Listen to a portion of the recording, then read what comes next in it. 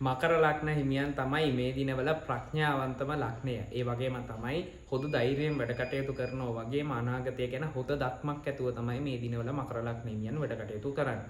දීර්ඝ රාष्ट्र කාලයක් මේ වෙදි මකර ලග්නයට නිමා වෙලා තියෙන්නේ. ඒ නිසා මකර ලග්න හිමියන්ට මේ කාලය මේ වසර සුබ අවුරුද්දක් වගේ මේ යන කාලයක් ටිකක් හොඳ කාල සීමාවක්. ඒ වගේම තමයි මකර ලග්න හිමියන්ට මේ දිනවල රැකියාව අතින් ගත්තොත් එහෙම රැකියාවල කැපී පෙනෙන චරිත තමයි මකර ලග්න හිමියන් කියන්නේ. වගේම තමයි රැකියාව තුළ ටිකක් ආකර්ශනීය චරිතයන්. ඒ වගේම තමයි විශේෂයෙන්ම තමන්ගේ ධනය සහ තමන්ගේ ව්‍යාපාර කටයුතු සම්බන්ධව ටිකක් උද්‍යෝගී මත්ව වැඩ කටයුතු කරනවා මකර ලග්න හිමියන් මේ දිනවල. ඒ වගේම තමයි මකර ලග්න හිමියන් ව්‍යාපාරවල ඉදිරියට එන කාල සීමාවක් තමයි මේ යන්නේ.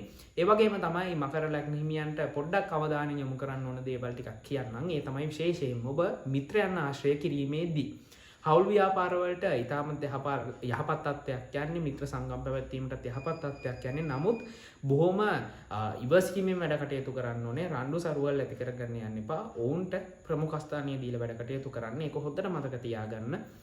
ඔබ යහළු මිත්‍රාදීන් ආශ්‍රය කිරීමේදී සහ හවුල් ව්‍යාපාර සිදු කිරීමේදී. ඒ වගේම තමයි ඔබ ධනය සම්බන්ධ වැඩ කටයුතු කරන්න යනකොට හදිස්සි වෙලා වැඩ කටයුතු කරන්න එපා. හැමෝනොත් ඔබට ධනය සම්බන්ධ අලාභ හානි සිද්ධ වෙන්න පුළුවන් මේ දිනවල.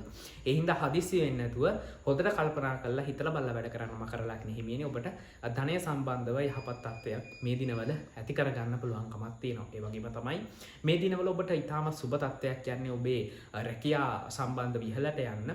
එතකොට රැකියාව තුළ මේ අවස්ථාවේදී රැකිරක්ෂා ස්ථානාධිපතියා මාලවී යෝගයක තමයි තැන්පත් වෙලා ඉන්නේ.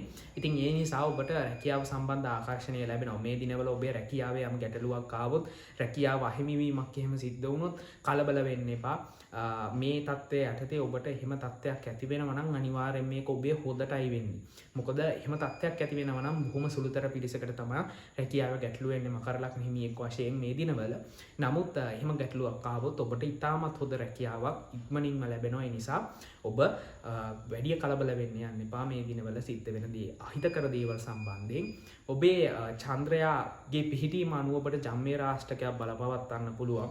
එහෙම ජම්මේ රාෂ්ටකයක් බලපවත්වනවා නම් මේ කියපු දේවල් ටිකක් වෙනස් වෙනවා. ඒ වගේම තමයි ඔබ ගත කරන දසා මහදසා අනුව ඔබට මේ තත්ත්ව වෙනස් වෙනවා. ඉතින් ඒ නිසා ඔබේ ජන්මපත්‍රය පරීක්ෂා කරගන්න අවශ්‍ය නම් අපිට කතා කරන්න. අදට මේ කියපු දේවල් ඔබ මතක තියාගන්න මකර ලග්න හිමියනි. මීට සම්බන්ධව තව විස්තර මම මගේ YouTube channel එකේ දානවා. ඒ දේවලුත් බලන්න. ඔබ සියලු දෙනාටම තෙරුවන් සරණයි.